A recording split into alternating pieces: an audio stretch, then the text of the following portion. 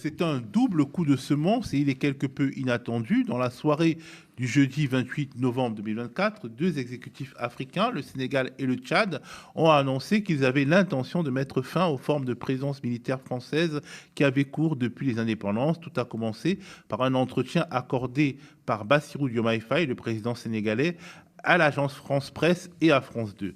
Interrogé sur l'avenir des troupes hexagonales au Sénégal, Bassirou Diomaye Faye a répondu très clairement. Est-ce qu'en tant que Français, vous envisagez de nous voir dans votre pays avec des chars ou avec des véhicules militaires, des militaires sénégalais avec les tenues sénégalaises, comme ça parce que sur le plan historique, la France a esclavagisé, a colonisé et est restée.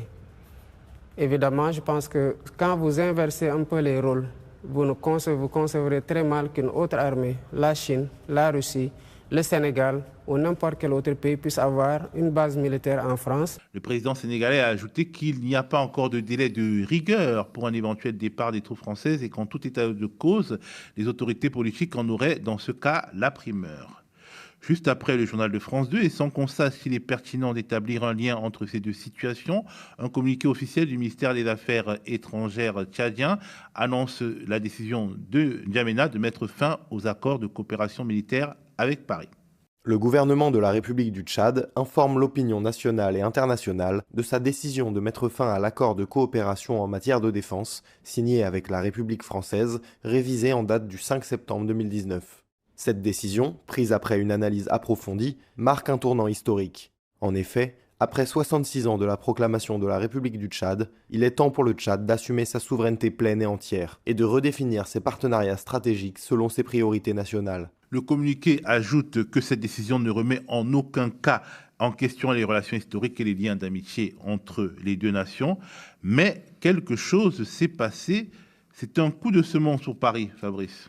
Oui, le communiqué indique que cela ne remet pas en question et en cause les relations historiques, mais si, en fait, parce que on se souvient que ce soit dans le cas du Sénégal ou d'autres pays, des anciennes colonies francophones, des anciennes colonies de la France, les indépendances sont arrivées avec quasiment de manière concomitante avec ces accords de coopération. Dakar, notamment, avant même les indépendances, était une pièce maîtresse de l'AOF parce que c'était un point stratégique, que ce soit en termes maritimes ou aériens, pour la France de la Seconde Guerre mondiale d'ailleurs. Et aujourd'hui, remettre en question ces accords, même si la France, de son côté, a annoncé un remodelage de sa présence militaire en Afrique, remettre en question les accords de coopération et de défense, de la présence militaire sur le sol d'un de ces pays est un affront, d'une certaine façon, contre le fond, en fait, de la stratégie française qui, certes, prévoit une réduction, mais une réduction tout de même un peu en trompe-l'œil parce que l'idée finale est quand même de maintenir une influence stratégique de la France pour pouvoir militairement rester une nation qui compte sur le territoire, sur le continent africain. Alors, Herman, Macron dit remodelage à travers Jean-Marie Bockel, son envoyé spécial, et à N'Djamena et à Dakar, on dit en fait non, pas de remodelage, rupture. Bon, déjà, dans le cas du Sénégal, je crois qu'il n'y a rien de surprenant, puisque lorsque le Premier ministre Sonko recevait le président de la France insoumise, Jean-Luc Mélenchon, en mai dernier, il avait déjà presque, je vais dire, tensé un peu ce fait-là qu'il y ait de la présence de bases militaires en Afrique, donc notamment au Sénégal, ce qui jouait sur la souveraineté. Bon, c'était en mode militant. Oui, mais en ce moment, on pourrait comprendre que comme le Sénégal, Sonko et Diomaye Faye n'avaient pas encore totalement la même mise sur l'Assemblée nationale, cela pourrait poser problème. Mais aujourd'hui, ils ont carrément, à l'issue des élections législatives qu'il y a eu, ils sont carrément tout mitraillé. Donc finalement, ils ont cette caution populaire qui leur permet d'avancer dans leurs réformes, donc notamment à avoir toute leur souveraineté. Donc la question de la présence militaire se pose. Donc c'est pas surprenant. Si on regarde bien le verbatim sorti par Ousmane Sonko, c'est la même chose que plus ou moins Diomaye Faye a repris le 28 novembre dernier dans son approche où il demande à ce que la France parte. Mais dans le cas d'N'Djamena, ça peut être un peu surprenant du moment où, depuis là, ce pays est accompagné par la diplomatie française et qu'il a aidé même sur certains points lorsqu'il y a eu l'attaque contre le pouvoir. La France, ses militaires basés déjà là-bas ont pu aider Itno le père, tu veux dire. Le père a résisté. Bon. Aujourd'hui, on comprend difficilement que cela arrive, mais déjà parce que quand on regarde ce que Macron avait dit, c'est qu'on peut quitter, réduire l'effectif des militaires français dans certains pays, mais on ne doit pas totalement quitter le Tchad, puisque pour eux, c'est stratégique. En fait, la France voulait redimensionner sa présence, notamment pour des raisons économiques et donner l'impression de tenir le bon bout. C'est là où l'humiliation intervient. Jean-Marie Bockel disait ainsi sur France 24 qu'au Gabon, au Tchad et en Côte d'Ivoire, aucun chef d'État n'avait demandé le départ de l'armée française. On regarde un extrait.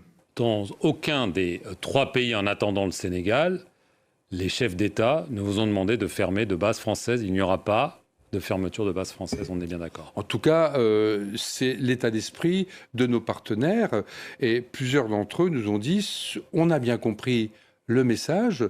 Ce qui compte, ce n'est pas demain le nombre de soldats que constitueront qui seront dans ce dispositif socle, il y aura les personnels nécessaires pour que ça fonctionne. Ce qui compte pour nous, disent-ils, c'est la qualité du partenariat que nous allons bâtir ensemble pour le monde qui vient. Alors, l'envoyé spécial de Macron n'avait pas été reçu au Sénégal, où on attendait manifestement la tenue des législatives avant de se dévoiler, mais il n'a manifestement, en tout cas, pas compris l'état d'esprit de Mahamat Idriss Déby Itno au Tchad. Rémi, est-ce qu'on peut se dire qu'il y a quelque chose qui a été pas compris, en tout cas, il y a quelque chose qui... Est-ce qu'on ne peut pas voir un exécutif français finalement dépassé par le renouvellement générationnel en Afrique? Très clairement, l'exécutif français, et pas que l'exécutif d'ailleurs, une partie de sa diplomatie est dépassée par ce qui se passe aujourd'hui en Afrique dite francophone. Ça, c'est évident depuis plusieurs années, puisqu'ils n'ont pas vu venir la vague de contestation dans les pays du Sahel central. Et là, de toute évidence, l'annonce des autorités tchadiennes n'était pas attendue. On rappelle quand même que cette annonce a été faite donc hier soir, quelques heures après le passage du ministre des Affaires étrangères français, qui venait d'Éthiopie, qui a fait un passage par N'Djamena. Donc cette annonce a été faite juste après son départ.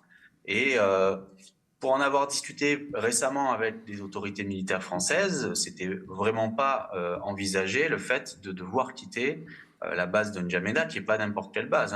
Dans la stratégie, dans l'architecture militaire française sur le continent africain, le Tchad a toujours représenté une base prépondérante, considérée comme indispensable par l'état-major des armées françaises. Donc cette annonce est vraiment très surprenante.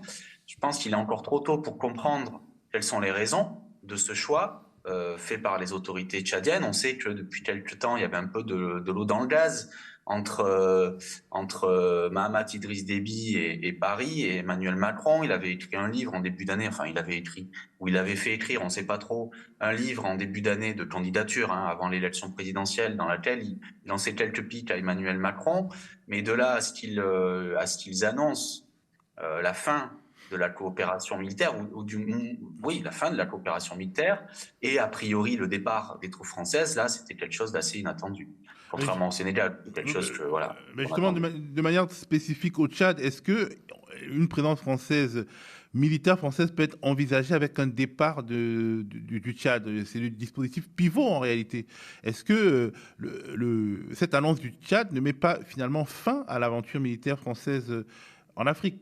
Bon, c'est difficile à dire d'abord parce qu'il y a deux volets dans la présence militaire française en Afrique. Il y a celui que tout le monde voit et dont tout le monde parle, ce sont les bases militaires, les emprises dans lesquelles l'armée française est maîtresse. Ça, c'est une chose. Mais il y a un autre volet qui est la coopération militaire et qui, lui, peut prendre plusieurs formes et qui est beaucoup plus discret et qui peut consister à l'envoi quand même d'un certain nombre de militaires, des forces spéciales, des agents de renseignement, de manière plus discrète. Et ça, a priori, c'est pas forcément remis en cause. Donc voilà, c'est quelque chose qu'il faudra voir dans le temps. Ce qui est certain, c'est que la base de N'Djamena était considérée comme le porte-avions de l'armée française sur le continent africain, de par sa position géographique, de par aussi le fait qu'il y a eu depuis plusieurs décennies une entente quasi idyllique. Alors évidemment, il y avait des périodes plus ou moins difficiles, mais une entente quasi idyllique entre les autorités françaises, les militaires français et les autorités tchadiennes. Ça, c'est sûr que ça met très clairement, ça change les plans de l'armée française, ça c'est sûr. Et puis, ce qui change les plans aussi, au-delà de l'aspect très concret de cette présence à N'Djamena, c'est le message qui est envoyé. Donc, entre le Sénégal et le Tchad, qui réclament le départ de l'armée française, ou en tout cas qui semble le réclamer, l'armée française ne se retrouve plus qu'avec aujourd'hui 2 bases sur le continent africain. 3 bases si l'on compte Djibouti, mais Djibouti c'est à part, mais 2 bases, donc Abidjan et Libreville, où selon les plans a priori qui étaient envisagés par l'Élysée, il ne devait rester plus qu'une centaine d'hommes dans ces 2 bases. Donc là, très clairement, on se demande finalement, est-ce que ça va pas être le tour ensuite de ces 2 autres bases? Est-ce qu'il va rester une présence française en Afrique de l'Ouest et en Afrique centrale dans les prochaines années? Alors, Fabrice, le Tchad a annoncé aussi qu'il se retirait de la force mixte multilatérale de lutte contre Boko Haram, mais c'est une autre affaire. Le Tchad est manifestement mécontent de se battre tout seul face à Boko Haram, en tout cas se plaint d'une absence de coordination avec les autres pays. On peut penser au Cameroun, au Nigeria. Est-ce qu'on peut imaginer que Mahamat Idriss Déby Itno va se tourner vers Moscou?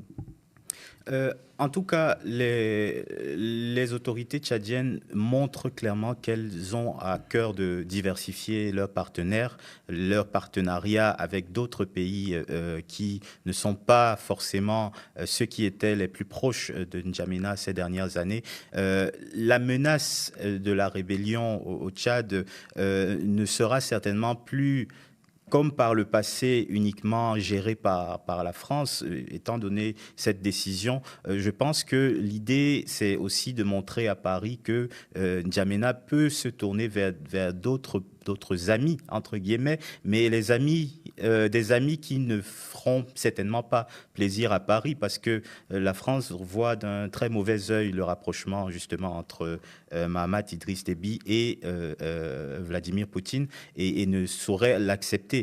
Donc, quelque part, il y a ce jeu entre les intérêts nationaux qui se télescopent et la situation aussi assez fragile, parce que même si politiquement il a réussi, Mahamat Idriss Déby à garder et à maintenir son pouvoir, à se maintenir au pouvoir depuis qu'il a remplacé son père, c'est toujours un pouvoir militaire fragile qui doit faire face toujours à une rébellion très forte, et aujourd'hui donc il est obligé de considérer d'autres horizons, sachant que politiquement on a toujours eu dans l'opinion, que ce soit tchadienne ou internationale, cette espèce de remise en question de sa légitimité, parce qu'il a été adoubé par Emmanuel Macron. Peut-être que c'est aussi une façon de s'affranchir de cette histoire et de montrer qu'il est capable lui aussi de ressembler à ces nouveaux pouvoirs de l'AES. Alors Herman, en Côte d'Ivoire, on dit ingrat comme un crocodile de Yamoussoukro. Est-ce que justement Mahamat Idriss Déby Itno, en ayant épuisé tout ce que Macron peut lui donner, passe à autre chose tout simplement? Mais dans tous les cas, je veux dire que lorsque le président tchadien constate que autour de lui, plus ou moins, même dans le Sahel, hein, les forces qui sont là-bas, les forces militaires qui sont au pouvoir, les jeunes qui sont au pouvoir, sont en train d'aujourd'hui d'affirmer une certaine souveraineté, se détacher de cette mère protectrice qu'est la France. Et puis, la vraie crainte, c'est sûr, hein, le départ définitif des troupes françaises va créer un appel d'air. Et justement, vous l'avez dit tout à l'heure, c'est de cela que craint la France, parce que si la France n'est pas là, forcément, aujourd'hui, dans les autres pays, c'est plus ou moins la Russie qui essaie d'accompagner ou bien qui est appelée à la rescousse des jeunes qui sont déjà installés. Forcément, la Russie va peut-être renforcer sa coopération avec le Tchad. Et peut-être, pourquoi pas, peut-être c'est parce que Itno a entendu les bonnes choses qui sont faites entre les autres pays de l'AES avec la Russie. En tout cas, et c'est peut-être la capacité de livrer des armes adaptées au terrain, elle est très forte côté russe par rapport au côté français. Voilà, donc, et en plus, en France, il y a quand même un certain nombre de dispositions légales à prendre avant de fournir des armes. Et puis surtout, la France ne fabrique pas les armes nécessaires, en tout cas à bas prix et nécessaires au type de guerre qui sont menées en Afrique. En tout cas, il serait bien que on revienne au Sénégal. Les propos de Bassirou Diomaye Faye interviennent à la veille des commémorations des 80 ans du massacre de Thiaroye. Invité, Emmanuel Macron s'est finalement décommandé pour des raisons de calendrier, a-t-il dit, et a envoyé son ministre des Affaires étrangères, Jean-Noël Barrot. Mais revenons un peu sur ce qu'était ce massacre de Thiaroye. À l'été 1944, la Seconde Guerre mondiale touche à sa fin. Les soldats coloniaux ont été de toutes les batailles, mais à l'heure de la victoire, il faut montrer que le peuple français s'est libéré par lui-même. Alors les régiments de tirailleurs sénégalais sont démobilisés et renvoyés en Afrique. Pour accélérer leur retour, les autorités promettent de payer leurs soldes une fois arrivés à Dakar.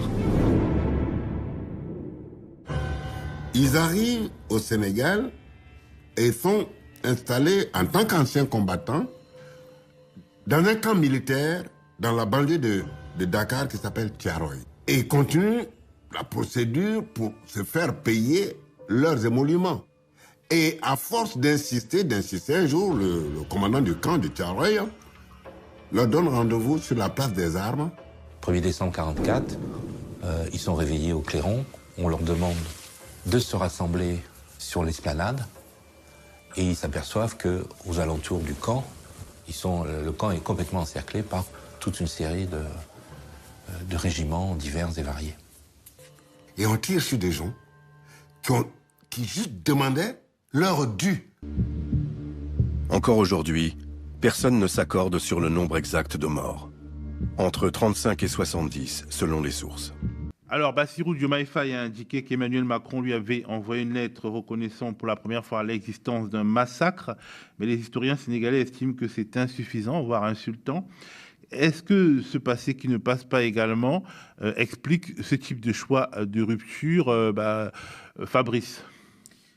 C'est en tout cas l'une des pages les plus sombres de l'histoire décoloniale, enfin de la pré-colonisation française au Sénégal. Et je crois que dans une optique de reconnaissance de la douleur que le massacre de Thiaroye a pu provoquer, la présence d'Emmanuel Macron aurait été significative, très symbolique et quand même significative pour les Sénégalais. La mémoire de toutes ces personnes qui ne faisaient que réclamer leur dû et de leur famille. Je crois qu'aujourd'hui, on a besoin de comprendre cette décision du présent aussi avec l'optique, le rétroviseur du passé, et se dire que il y a des pays qui ont des cicatrices d'une histoire coloniale violente, d'une décolonisation en trompe-l'œil, et aujourd'hui d'une stratégie française également en trompe-l'œil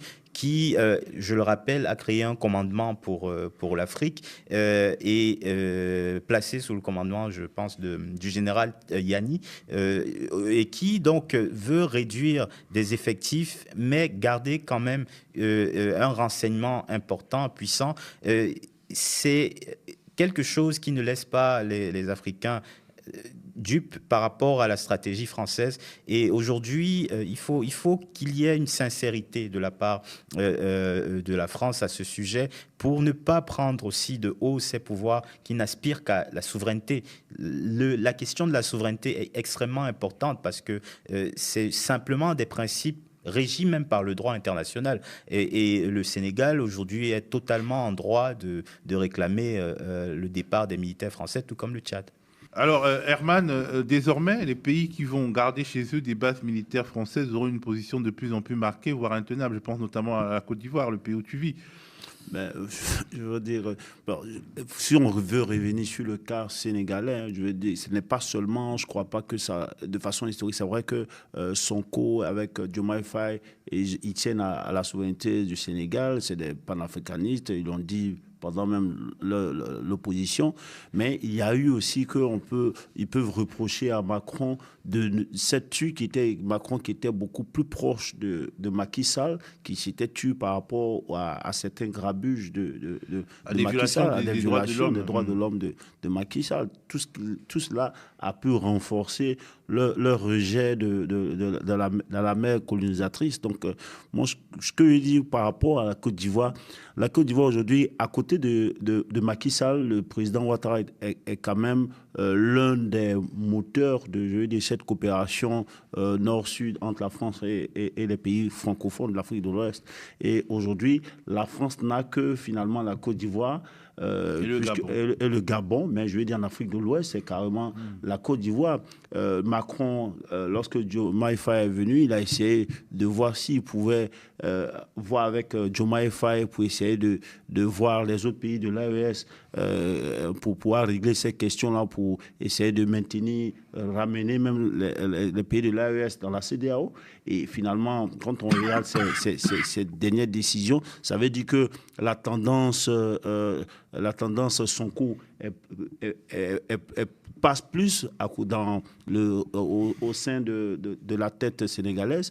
Aujourd'hui, il n'y a que Diomaye Faye était un peu plus souple que Sonko et que finalement les deux sont plus ou moins... Oui, parce qu'on a vu les premiers mots lorsque Sonko, comment on appelle, Diomaye Faye a pris le pouvoir, on a vu plus ou moins qu'il essayait de trouver un certain équilibre. C'est vrai, il faut que les troupes françaises partent, mais ça doit se faire, la coopération doit se faire dans la douceur. Mais lorsqu'on voit avec ce durcissement, que moi j'ai appelé le durcissement, le 28 novembre dernier, avec cette décision de faire partie des troupes françaises, réclamer les troupes françaises de façon officielle, ça veut dire que la tendance Sonko, et on le savait plus ou moins que Sonko était un peu plus dur que Diomaye Faye, passe mieux. Ou alors c'était le jeu du bon flic et du méchant flic, hein, peut-être. C'est une manière de gagner du temps avant les législatives, parce qu'il faut noter que Jean-Marie Bockel a voulu aller à Dakar et on lui a dit, on attend les législatives, et après les législatives, on lui dit, mais finalement, en fait, ce qu'on va négocier, c'est votre départ. C'est un peu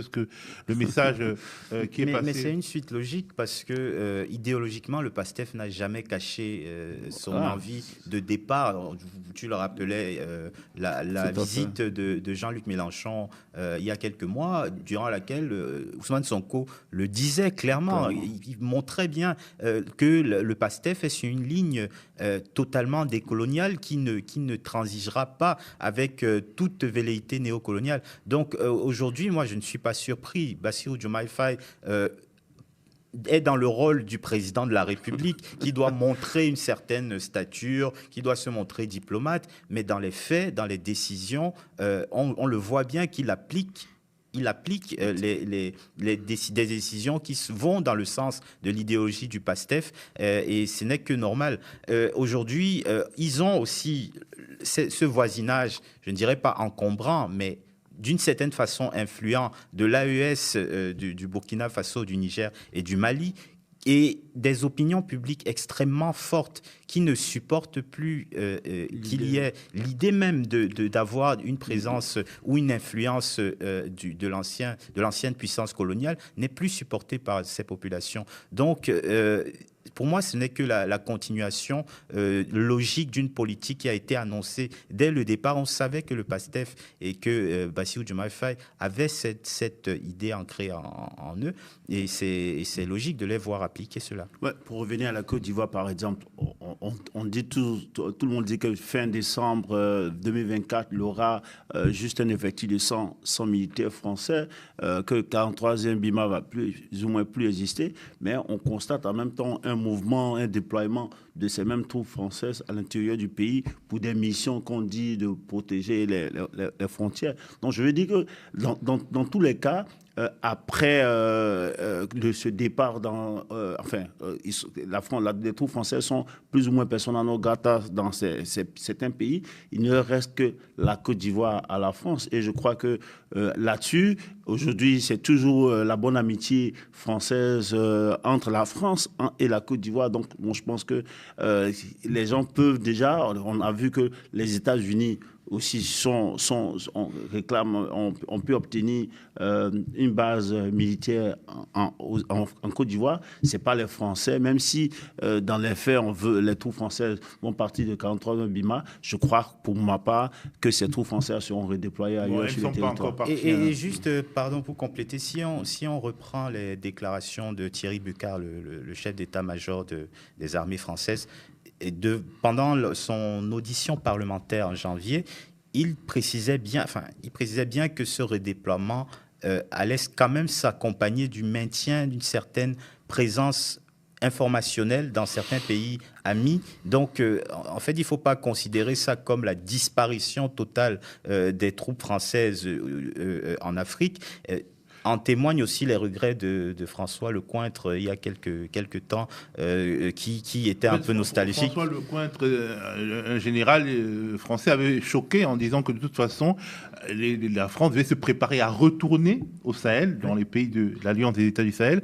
Et voilà qu'en dehors de l'AES, au Sénégal et au Tchad, on leur dit bye-bye. Rémi, est-ce que justement ce coup d'éclat qui a eu lieu à la fois à N'Djamena et à Dakar va changer quelque chose dans le rapport de force entre les pays de l'AES et la France? Est-ce que finalement revenir au Sahel, ça devient mission impossible pour l'armée française? Je pense que l'armée française avait oublié cette idée, du moins pour un certain temps. C'est-à-dire qu'il ne faut pas oublier que ce que disait le général Lecointre, qui est quand même l'ancien chef d'état-major, donc c'est pas n'importe qui, c'était dans une perspective pas à court terme, hein, c'était une perspective à moyen terme. Donc que les militaires français soient persuadés, qu'une partie des militaires français soient persuadés qu'ils devront revenir un jour ou l'autre au Sahel. Ça, je pense que effectivement c'est le cas. Mais par contre, pour l'exécutif français, ils avaient bien compris qu'en l'état actuel de la situation, au vu du rapport de force, tout simplement, du fait que les régimes du Mali, du Burkina et du Niger sont aujourd'hui relativement bien installés, et qu'en plus, ils créent des émules un peu partout, tout cela fait que l'exécutif français a, je pense, mis de côté l'idée de revenir au Sahel. Par contre, effectivement, à mon sens, le Sénégal, il pouvait un peu s'en douter, parce que, comme ça a été dit auparavant, ça semblait être une évidence. Hein, c'était même un discours de campagne du PASTEF durant l'élection présidentielle. Donc ça semblait être le scénario le plus plausible. Par contre, pour le Tchad, c'est quand même un scénario qui était plus ou moins, qui n'était pas vraiment inattendu. Et là, très clairement, ça remet en cause le plan qui. Il faut rappeler que c'est lundi que le rapport de Jean-Marie Bockel, donc l'envoyé spécial de Macron, a été remis à l'Élysée. Alors, dans ce rapport, on ne sait pas vraiment ce qu'il y a, on connaît les grandes lignes. Parce que le rapport, il est classifié. C'est pas ce qu'il y a pour l'instant. Il va bien finir par être rendu public, j'imagine. Ou en tout cas, ça se trouve, il va être jeté à la poubelle directement, puisque quelque part, ce rapport qui a été rendu lundi, il est d'ores et déjà caduc avec l'annonce des autorités tchadiennes et sénégalaises. On peut donc parler d'humiliation d'Emmanuel Macron et d'un aveuglement, d'une faiblesse même en matière de renseignement, parce que ne pas anticiper ce que nos partenaires peuvent avoir en tête et considérer que finalement ils vont avaliser les plans qu'on a préalablement construits un peu seuls pour eux, c'est se tromper d'époque. Je ne sais pas si le terme humiliation est le bon. Se tromper d'époque, ça c'est une évidence. Quand on discute avec des responsables politiques ou militaires français, on se rend compte que beaucoup vivent effectivement dans une autre époque, mais il faut reconnaître que certains ont quand même pris conscience. Certains ont pris conscience que c'était plus possible de fonctionner comme avant, qu'il fallait prendre en compte, alors pas vraiment les opinions publiques, ça c'est pas non plus la première priorité, mais c'est pas la priorité de Macron pour son propre pays, donc ça c'est pas, mais qu'il fallait prendre en compte en fait la nouvelle donne géopolitique en réalité, c'est-à-dire que on est dans l'ère du multi, de la multilatéralisation des relations politiques des différents États, et notamment des pays dits du Sud. Et ça, pour le coup, je pense qu'on a fini par le comprendre. Et d'ailleurs, c'était tout l'enjeu de la nouvelle architecture qui était en réflexion. L'enjeu était de dire, OK, on entend ces critiques, on va être moins discret, on va essayer d'être présent avec les États qui le souhaitent, parce qu'ils avaient bien compris que cette position-là, avec des bases énormes, avec un interventionnisme flagrant, n'était plus tenable. Ça ne veut pas dire qu'ils avaient oublié, qu'ils avaient mis de côté l'idée d'intervenir quand leurs intérêts sont en jeu. Mais ça veut dire qu'ils voulaient être beaucoup plus discrets. Aujourd'hui, très clairement, les décisions qui ont été prises récemment montrent qu'ils devront l'être encore plus. Mais justement, en fait, c'est une sorte d'adaptation du logiciel de la conférence de Brazzaville qui ne marche pas, parce que à chaque étape, en fait, il y a eu une sorte de mise à jour du logiciel colonial et postcolonial français, et ça a roulé. Et là, en fait, cette mise à jour, en fait, ça fonctionne pas. Et je pense que c'est la première fois, Rémi. Il y a des débats aujourd'hui, mais moi je pense qu'on est dans une époque de rupture, très clairement.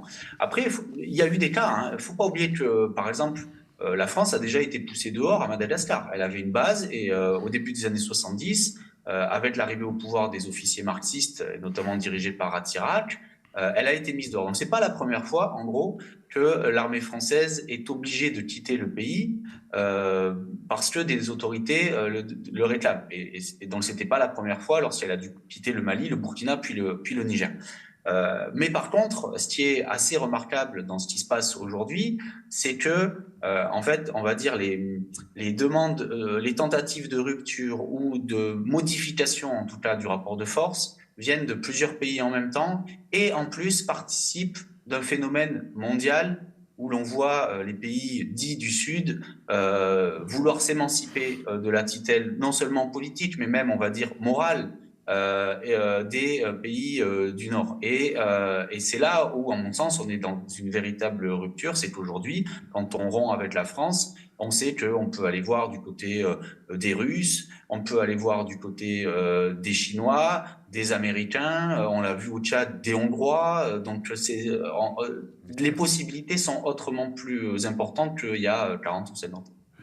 Merci beaucoup Herman, Fabrice et Rémi, et merci à vous d'avoir regardé ce numéro de Décrypter l'Afrique, le panel. Rendez-vous bientôt pour de futurs décryptages de l'actualité africaine.